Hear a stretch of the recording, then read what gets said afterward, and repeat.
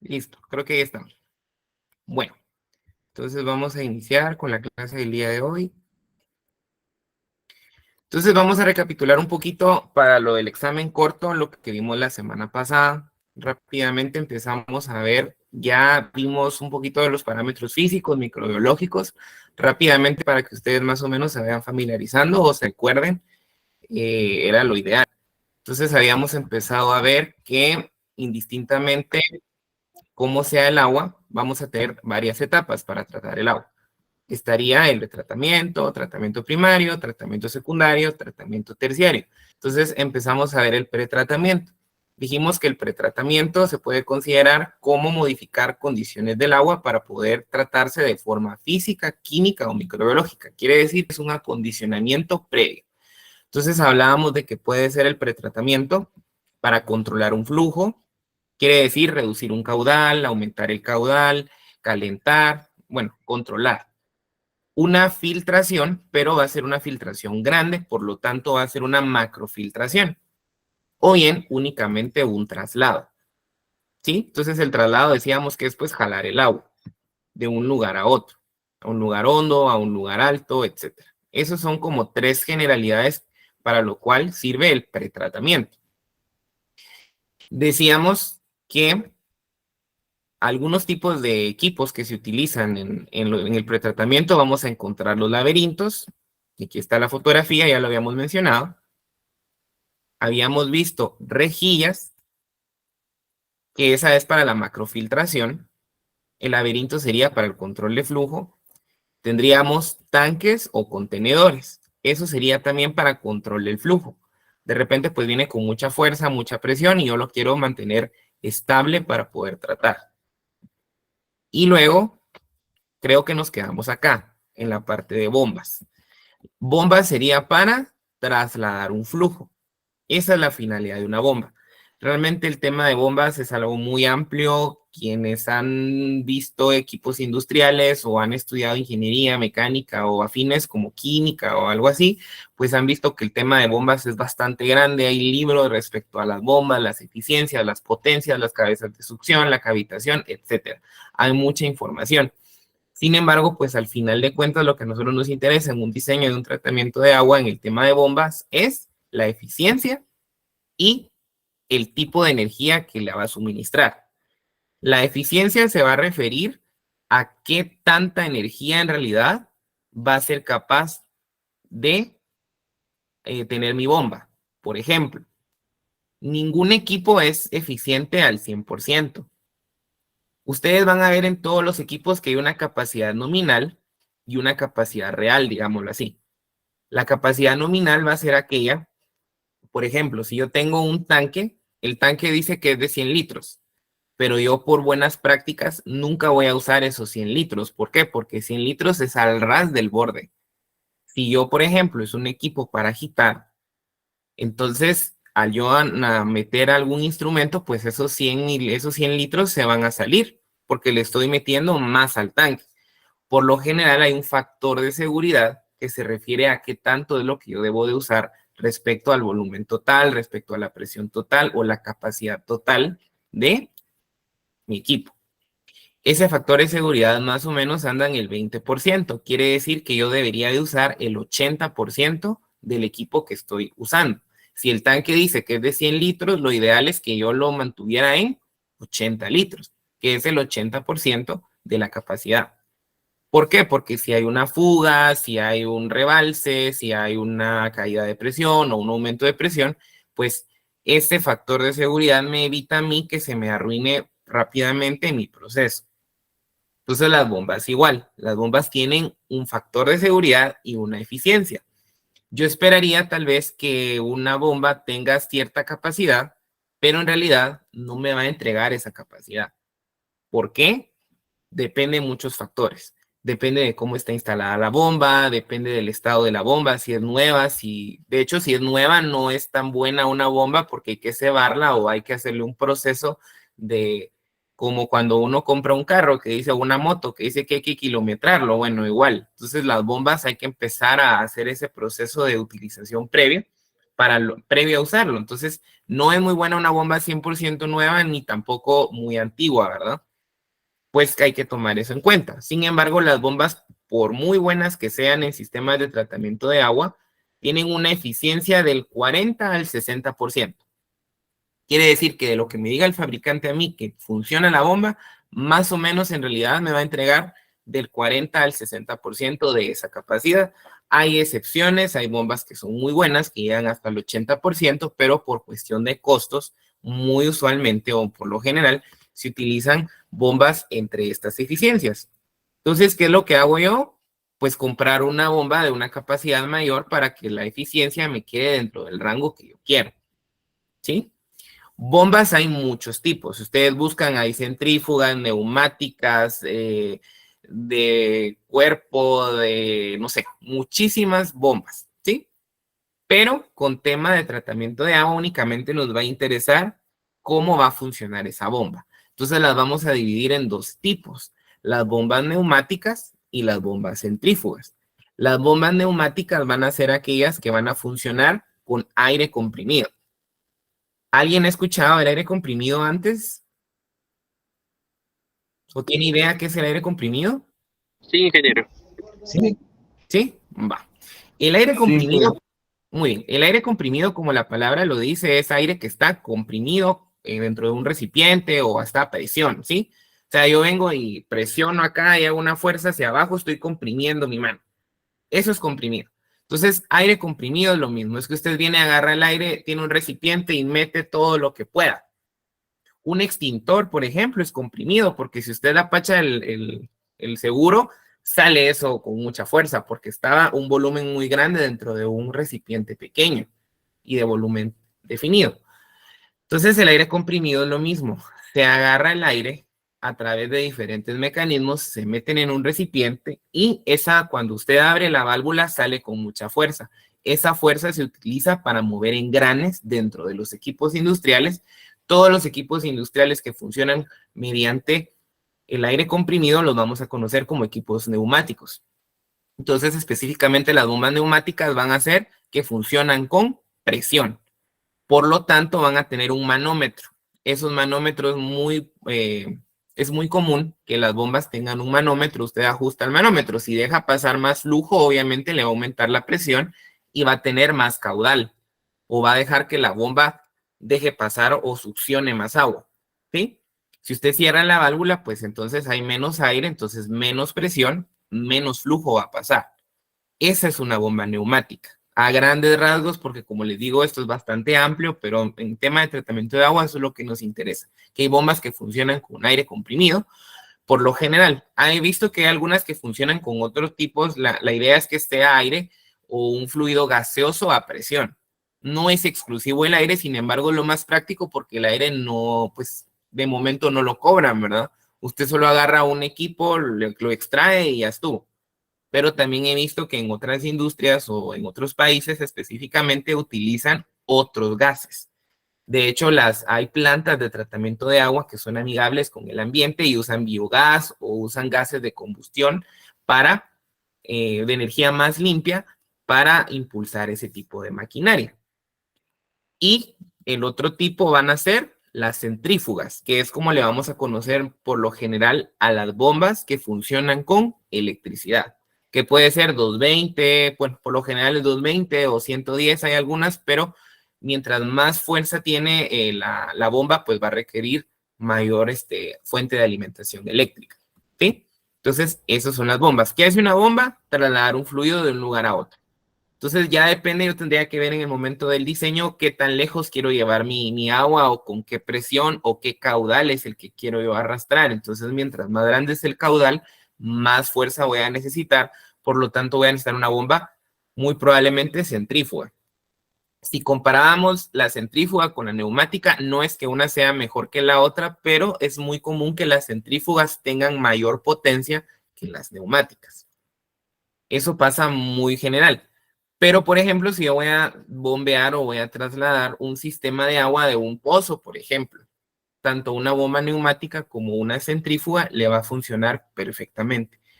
O si ya tiene el agua, como vimos que está en un laberinto ya así quieta, una neumática le puede hacer perfectamente el trabajo e incluso son más económicas las neumáticas que las centrífugas. Hay muchos factores porque me va a pegar a mí la marca, me va a pegar a mí el material y un montón de cosas, pero es muy común que las neumáticas sean más baratas que las centrífugas. Entonces ahí es de hacer una evaluación de qué tengo disponible, porque de repente mi planta pues también fabrican aire comprimido o venden gases, entonces tengo más disponibilidad del aire comprimido, entonces voy a usar bombas neumáticas. No es que sea, como les digo, ninguna mejor que la otra, sino que tengo que ver yo cuál es la que se adecua más a lo que yo tengo, a lo que yo quiero, etcétera. ¿Sí? ¿Estamos bien con eso? ¿Todo claro? Sí, estamos bien ahí. Sí. Muy bien. Si se dan cuenta, los 3, 4 equipos que hemos visto ahorita, ninguno modifica ni pH, ni conductividad, ni nada de lo que vimos. ¿Por qué? Porque es el pretratamiento. Entonces, en el pretratamiento únicamente estamos acondicionando el agua, moviéndola, controlándola, almacenándola. Eso es muy por lo general lo que ocurre en un pretratamiento. También vamos a tener calderas o calentadores. Una caldera o un calentador, o hay intercambiadores de calor incluso, que es básicamente lo mismo porque al final de cuentas lo que yo voy a hacer es calentar algo. Eso es lo que yo, la idea de una caldera, un calentador o un intercambiador es calentar, o en el caso del intercambiador también hay un ciclo en el que es inverso, en el que se puede enfriar, o hay enfriadores también, pudiera meterse en esta categoría. Dice que por lo general tanto las calderas como los calentadores pueden ser solares o muy comúnmente combustión de hidrocarburos. O sea, usted le mete gasolina a la caldera y pues sea a través de esa energía, similar que un carro, tiene un ciclo interno de combustión y va a producir temperatura o vapor, ¿sí? Dice que la eficiencia depende del tiempo del calentamiento. Cuando hablamos de calderas o calentadores, mientras menos tiempo se tarde en calentar, vamos a decir que es más eficiente, ¿sí? Si yo tengo una caldera en 20 minutos y una caldera que me calienta en 2 horas, yo diría que es más eficiente la de 20 minutos que la de 2 horas. ¿Por qué? Creo que a simple vista se ve. Pero imagínense si funciona con gasolina. En 20 minutos se supone que gastó una cantidad. En 2 horas yo esperaría que gastó como el triple. Aparte el cuestión de tiempo. Porque de repente a mí me urge fabricar algo, me urge calentar el agua y me tardo 2 horas. Cuando puedo tardarme con otro equipo, 20 minutos. Entonces la eficiencia depende del tiempo. Sin embargo, si el agua, pues, yo no tengo restricción de tiempo, pues no me importa qué tipo de caldera voy a hacer, o tal vez es un calentador solar, entonces se tarda 2 horas, pero pues solo tengo que dejarlo ahí en el sol, que el solito haga su trabajo, entonces me sale más económico, tarde más, o sea, de hacer ese tipo de evaluación. ¿Alguien levantó la mano? Sí, ingeniero, solo una ¿Sí? consulta. El Uh-huh. propósito de calentar el agua, ¿para qué sería? ¿Para eliminar bacterias o algo así, no? Sí, sí. Por lo general el agua se calienta para el tema microbiológico. Sí, es como para ayudar a que no crezcan bacterias en el agua durante el tratamiento y posterior al tratamiento. Viene siendo como el cloro residual, que el cloro se deja como una medida de precaución para que no haya crecimiento de bacterias. La temperatura también no es obligatorio, pero muchas plantas de tratamiento de agua, el agua ya tratada, previo a ser usada, se mantiene tibia o caliente. Sí. Y No tiene que ayuda porque de llegar, repente... ¿Qué manda? no tiene que llegar a hervir el agua, o solo calentar No, el agua. no, solo calentar. Calentar puede ser en unos 60 grados centígrados, es una evaluación. Lo que se busca es que la temperatura sea mayor a la temperatura donde viven las bacterias más comunes. Por ejemplo, el E. coli arriba de los 50 grados ya es difícil que viva. Entonces, con unos 60 que usted tenga es suficiente como para que el agua no tendría ese tipo de problema. ¿Sí? Ah, muy bien. Gracias, Es más ingeniero. por eso. Muy bien, no hay pena. Y también a mí me ayuda en ciertas cosas, porque por ejemplo, la temperatura me ayuda a mí a precipitar carbonatos. Entonces, si está muy caliente el agua, como pasa en los calentadores que les decía en la primera clase, que precipita la dureza, me puede pasar lo mismo, me precipita la dureza por tener el agua caliente, entonces ya se vuelve un sólido, en este caso sería suspendido porque no pesa tanto y queda en la parte superficial, entonces yo ya vengo y lo puedo quitar con una, no sé, con un colador, con una rejilla o algo así. Ya no tendría que meterme yo a un ablandador o, me explico, o sea, tiene varias funciones el calentar. No es obligatorio, pero hay plantas en que tienen calderas o calentadores del agua. Y hay otros que tienen sistemas de enfriamiento, porque de repente hay hasta plantas que tratan agua que tienen contacto con material volcánico. Entonces esa viene caliente. Entonces viene tan caliente que necesito enfriarla, ¿sí? Entonces la idea es que estoy acondicionando el agua. Ahí no me meto tanto a lo físico ni a lo microbiológico, sino únicamente estoy, en el caso del calentamiento, adelantándome para que cuando me toque lo microbiológico ya tenga una carga baja, entonces ya no necesite tanta cloración, ni tanta irradiación de luz, ni tanta filtración, etcétera. Pero lo único malo también de calentar el agua es que hay que ver los equipos que nosotros vamos a incorporar, porque si tengo agua a 60 grados, tengo que cerciorarme que los equipos que voy a usar en realidad aguanten esa temperatura. Todos los equipos que ustedes compren o vean en algún momento de la vida o han visto, tiene una ficha técnica, y si no tiene la ficha técnica, pues hay que preguntar, porque ahí dice cuál es la presión máxima que aguanta, cuál es la temperatura máxima, cuál es la capacidad máxima, cuál es el factor de seguridad que os recomiendan, cuál es la eficiencia, etcétera. ¿Por qué? Porque se imaginen, no, o sea, no todos los equipos aguantan 60 grados o más, ¿verdad? O sea, por lo general hay que ver cuál es lo máximo que aguanta. ¿Sí? Bueno. Sí, ya Entonces llegué vamos a a... seguir. Muy bien, con gusto. Entonces vamos a seguir ya con lo que empezábamos a ver el día de hoy. Siempre siguiendo con los equipos industriales, vamos a ver del pretratamiento. Como le digo, todo esto puede aparecer o no en un pretratamiento. ¿De qué va a depender? De cómo es la calidad del agua. Si el agua viene con mucha carga microbiológica preliminar, como dijimos en el inicio, que bueno, se ve qué cuerpo de agua voy a tratar y se le hace el análisis. Si viene muy cargada, es recomendable calentar el agua antes de tratarse. Si la estoy jalando de un lugar muy lejano y viene con mucha presión, pongo un laberinto.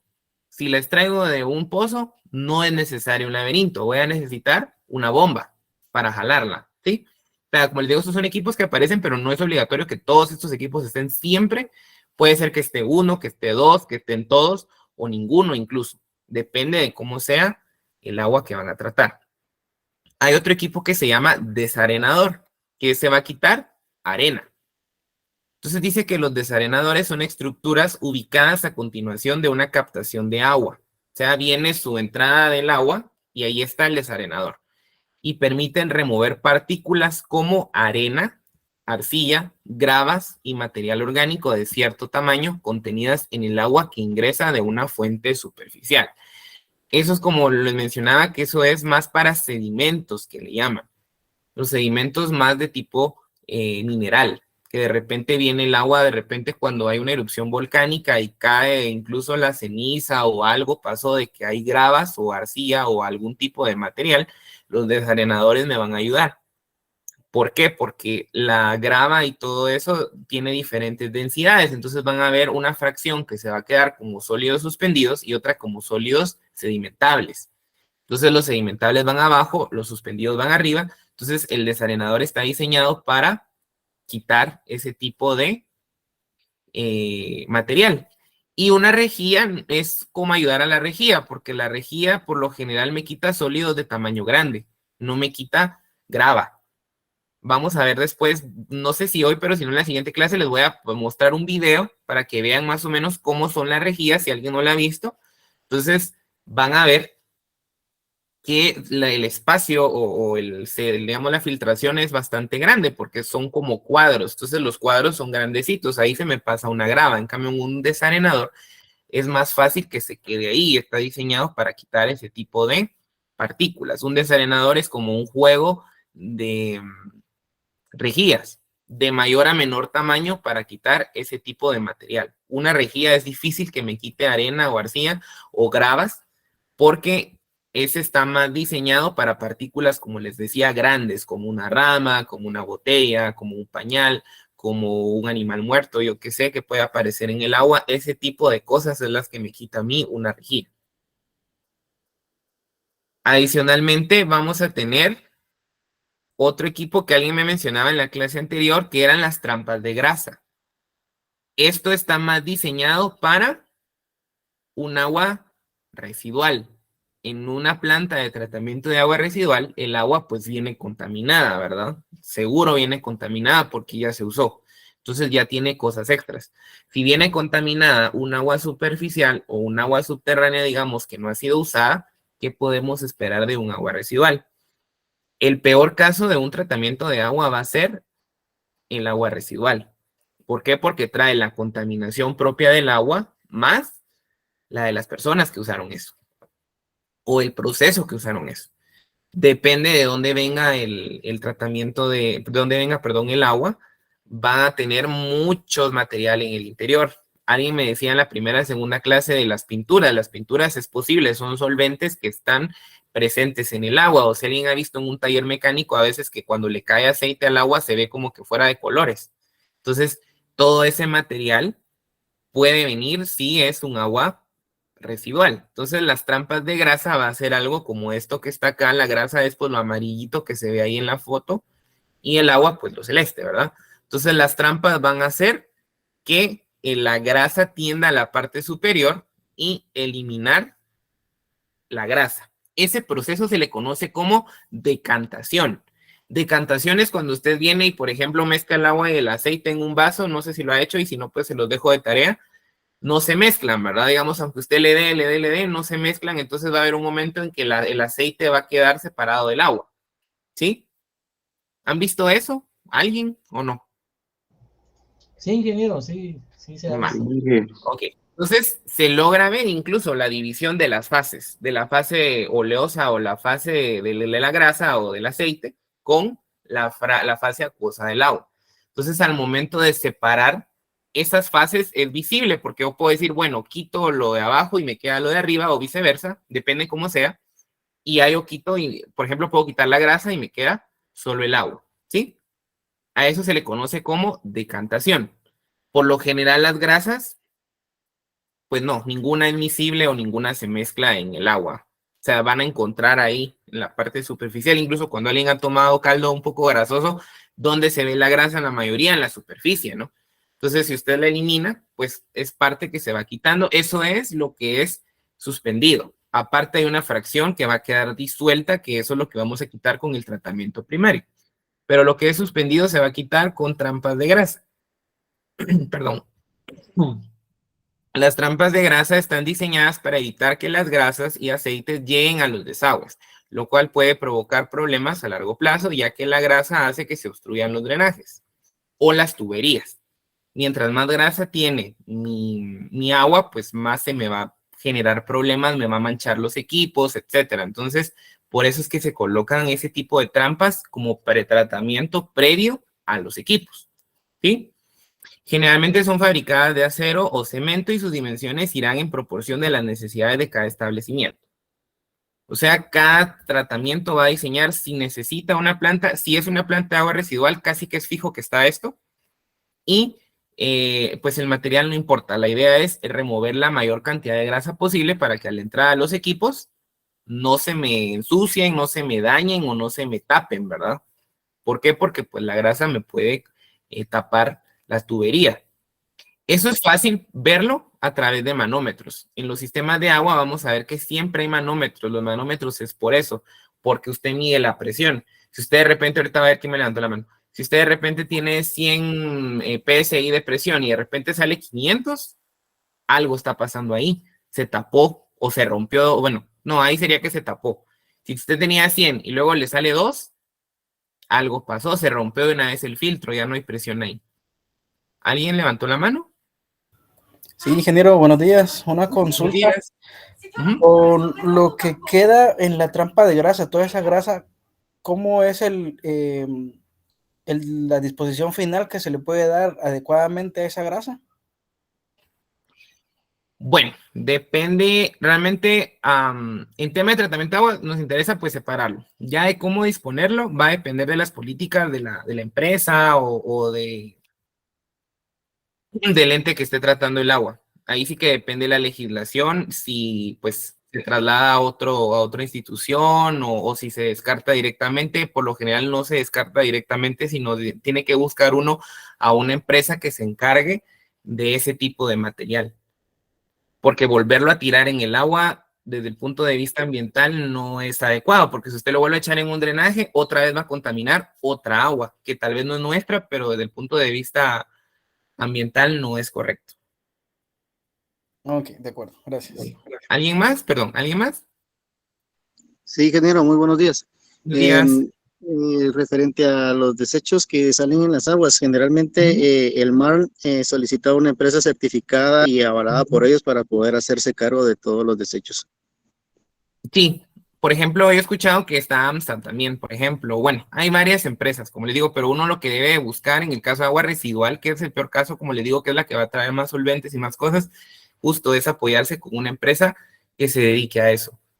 Tristemente, bueno, depende, pero hay muchas empresas que no hay seguimiento ambiental, como decir, bueno, sí está cierto ente encima de viendo periódicamente de qué hacen sus residuos, sino que ahí sí que a veces queda mucho a la conciencia de las personas, como dice el compañero, sí, o sea, el Ministerio de Ambiente es el encargado en Guatemala, pues, de darle seguimiento a esos casos, pero por la cobertura y la cantidad de empresas y etcétera, sí están las normativas, pero en el tema de ley de aguas, por ejemplo, todavía no está implementado al 100% de que ellos auditen a todos los sistemas de tratamiento y que vayan a ver, por ejemplo, bueno, este descartó lodos, quiero ver si hay propuestas de cómo descartar y todo, pero sí, ahí lo ideal sería buscar a alguien más que haga el descarte, ¿verdad? Pero de momento sí está, pero no hay un seguimiento como tal de que yo lo tiré otra vez al agua y que se van a dar cuenta. Tristemente no es tan así. ¿Sí? Bueno. ¿Alguna duda adicional? ¿No? Bueno. Entonces, estos equipos que vimos ahorita son más o menos los equipos más comunes que ustedes van a encontrar como pretratamiento del agua. O sea, usted está quitando únicamente los sólidos suspendidos o sedimentables, que son los de abajo. ¿Sí? Ya lo que son los disueltos o los remanentes, que es lo que no se logró eliminar, lo vamos a empezar a tratar ya en el tratamiento primario y en el secundario. Antes de pasar a eso, vamos a ver un poquito las eficiencias y los alcances que tienen los equipos. Por ejemplo, hablando de sólidos suspendidos, dijimos que íbamos a quitar con rejillas. ¿Sí? O sea, una rejilla me va a quitar todo lo que esté flotando en el agua. Entonces, dijimos que la forma más adecuada de meter una rejilla es dentro del agua, ¿verdad? No paralelo, sino, ¿cómo se llama cuando está como en una T? ¿Quién me dice? Perpendicular. Perpendicular. Esa es la forma más, muy bien, 100 puntos. Esa es la mejor forma de colocar una rejilla, porque si el agua va horizontal y usted coloca la rejilla horizontal también en la superficie, sí puede captar algo, pero no es como todo. Al contrario, puede ser que el sólido más bien se tope con la rejilla y se hunda y se vaya pegadito a la rejilla. Entonces, por lo general, las rejillas van perpendiculares al flujo del agua, para que ahí sí se quede trabado lo que venga, ¿sí? Entonces, los sólidos suspendidos, las rejillas los van a quitar. Por lo general, quitan del 60 al 85%. Quiere decir que del 100% de lo que viene, depende cómo sea mi rejilla, me puede quitar poco más de la mitad o casi todo en el caso del 85%. Yo aquí les pongo varias variaciones de las rejillas y cómo me va a impactar a mí en el porcentaje de remoción. Las rejillas de acero inoxidable o metálicos, o sea, aluminio o lo que usted quiera, a una separación de 0.8 a 1 metro, las rejillas por lo general vienen como en pedazos grandes, o sea, no son un pedazo tan pequeño, digamos, ¿sí? Entonces, con estas dimensiones, la remoción oscila entre el 35 y el 40% de los sólidos. Quiere decir que si usted quiere quitar algo con esta rejilla a esta separación, usted va a obtener una eliminación de los sólidos del 35 al 40%. A veces es válido porque si el objeto es muy grande, un sedazo pequeño lo voy a tapar. Entonces, Es muy común que en las rejillas usted coloque una de espacio grande, una de espacio mediano y una de espacio pequeño, ¿sí? Que vaya esa reducción de filtración, o sea, que no sea una filtración, sino que sea un juego de filtraciones. Siempre con el mismo material, pero a una separación menor, o sea, entre 0.5 y 0.79 metros, se logra una remoción que oscila entre el 45 y el 68%, o sea, ya está mejor, ya vamos de la mitad un poquito hacia arriba. Y finalmente, si usted necesita mayor filtración, pues vamos a usar una separación menor a los 0.5 metros. Ahí va a depender de cómo sea su calidad de agua, porque si usted va a quitar, como les repito, agua después de una lluvia de un río, pues usted es muy común que se vaya a quedar en estas dos. Pero si tal vez ya el agua viene con partículas más pequeñas, pues tal vez de la de en medio y la de abajo, o únicamente la de abajo, que con esa voy a lograr yo una remoción del 70% de los óleos. ¿Estamos bien con esto? ¿Alguna duda? ¿No? Es lógico, ¿verdad? Que mientras menos separación hay, mayor es la remoción que voy a tener, porque es más como estricto o más cerrado el flujo. ¿Sí? Solo una duda con las medidas de la separación. ¿Es ancho, alto? ¿Por qué es 0.5 No, en las metros? separaciones, por ejemplo, lo vamos a ver, yo creo que en la siguiente clase con un video. La separación me refiero a que como es un sedazo, van a tener como una barra acá, una barra acá, una barra acá. Entonces, más o menos la separación entre las barras son estas separaciones o estas medidas. ¿Sí? Más o menos. No me importa tanto. Bueno, si lo hacemos cuadrado, pues sería más o menos un cuadro de 0.8 metros. ¿Sí? Y así nos vamos. Más o menos la idea es que mientras más separado está, menor es la remoción. Y mientras menos separado está, mayor es la remoción. Es lógico, la verdad. Pero más o menos así funcionan de este tipo de material. Pero ¿qué pasa si le cambio el material y ya no hay de acero inoxidable? Porque a veces hay, pues, también de otros materiales. Vamos a ver. Esta creo que está duplicada. Voy a revisar esta presentación. Esta era la que quedaba. Perdón, esa está repetida. Voy a ver la presentación y les voy a quitar esa página. En este caso es de concreto. También hay rejillas a veces que están hechas de concreto o de algún otro material que son como aglomerados. Por lo general, la separación, si es entre 0.7 y 1.2 metros, la remoción es del 10 al 45%. Si ven, es menor respecto a la capacidad del otro. Pero de repente es más resistente. O sea, hay que ver, ¿verdad? Porque sí, la capacidad de remoción es menor, pero el acero inoxidable, o si fuera aluminio, imagínense si las varillas son delgadas y viene una rama o un tronco, me va a quebrar la rejilla. En cambio, si es concreto, pues tal vez se pueda quebrar también, pero tiene mayor dureza o tiene mayor resistencia al impacto. O sea, sí, alguien me dirá, no, mire, yo escojo la que remueva menos. Sí, pero habría que ver cómo es el agua que usted está ingresando, porque si trae material que es muy duro, definitivamente no es lo mismo quitar una botella de plástico que un tronco. Entonces hay que ver qué material es el que se va a usar. Igual la misma mecánica, mientras menos es la separación, mayor es la remoción. ¿Sí? ¿Vamos bien con esto? ¿Alguien? Sí, ingeniero. Mande. Disculpe, ¿a qué se refiere cuando menciona remoción? Perdone. Es la eliminación, o sea que entran 100 partículas y de esas 100 se va a quitar del 40 por el rango que tengo acá. Gracias, Lick. Ok, muy bien. Espérame un segundo. ¿Alguien más? ¿Nelson?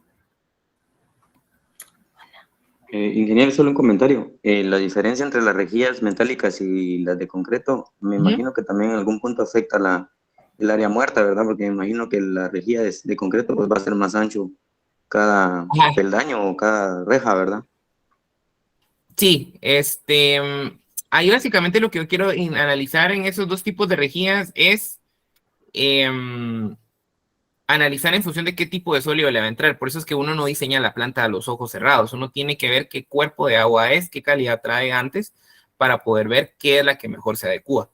¿Sí? Porque como les decía, si trae sólidos muy duros, pues no es recomendable una de aluminio, porque la de aluminio por lo general es como la normal, digamos, con un sedazo que le llaman. Un sedazo no va a aguantar algo tan duro.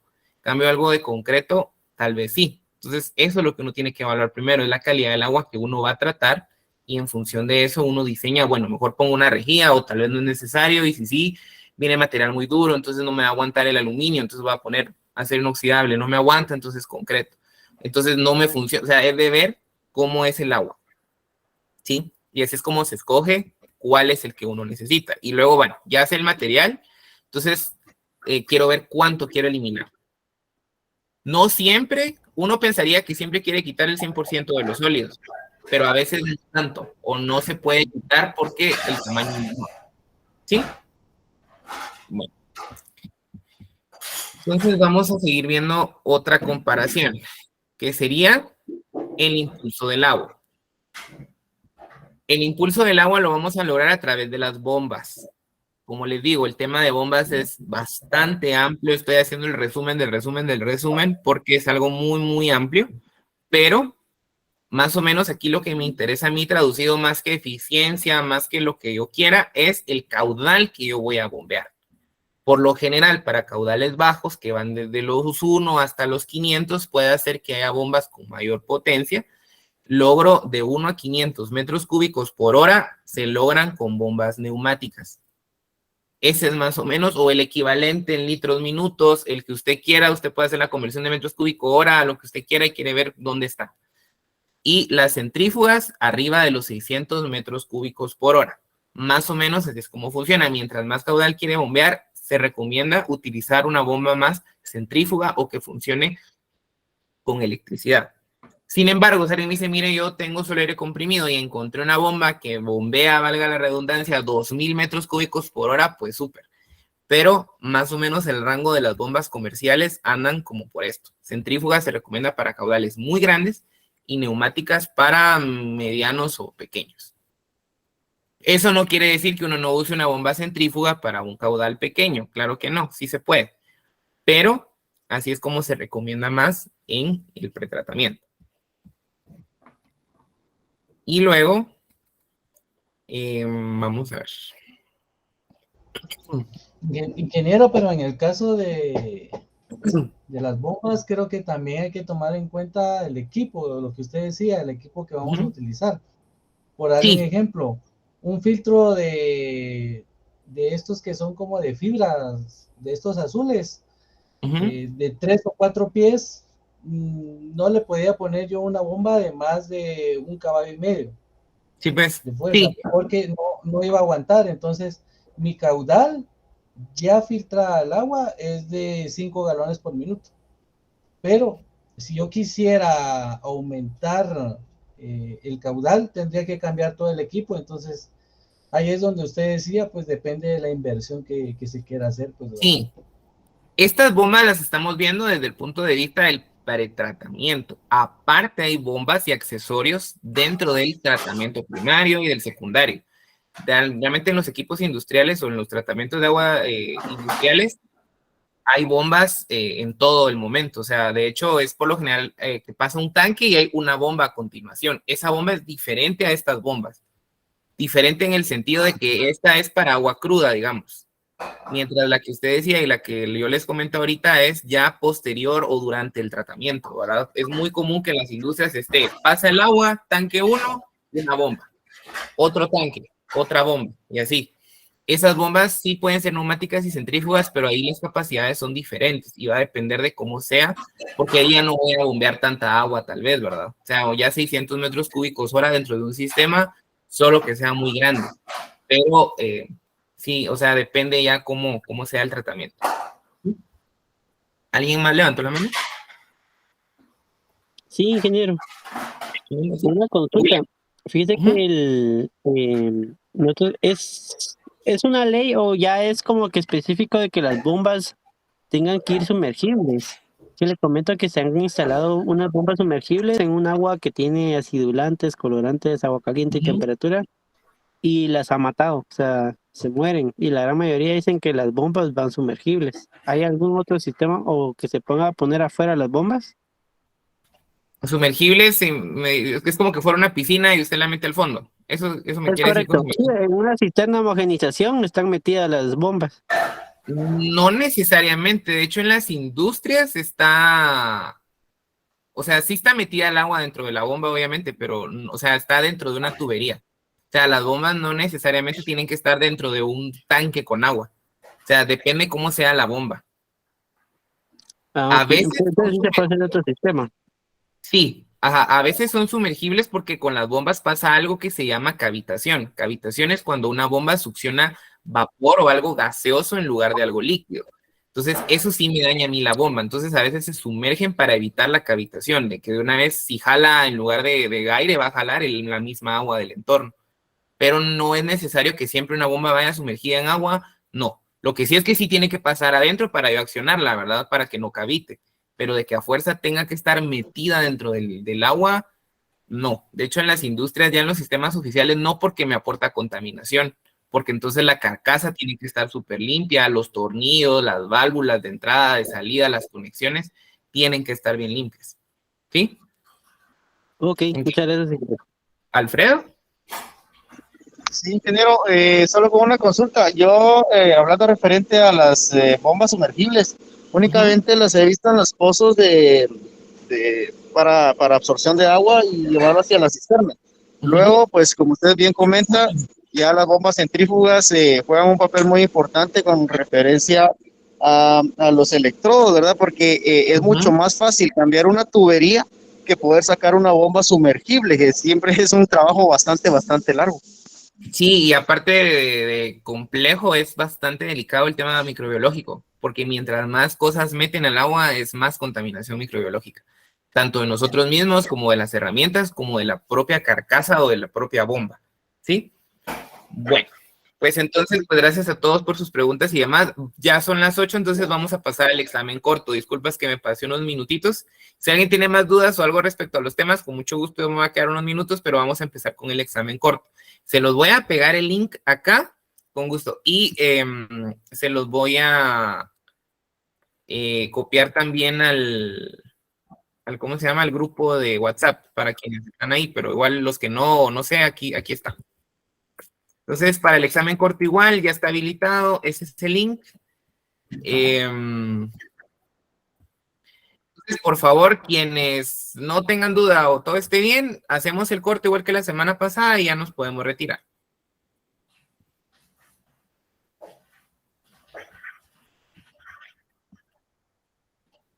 El corto es la asistencia, me dice. Y la asistencia, los días de corto, la asistencia va a ser el corto.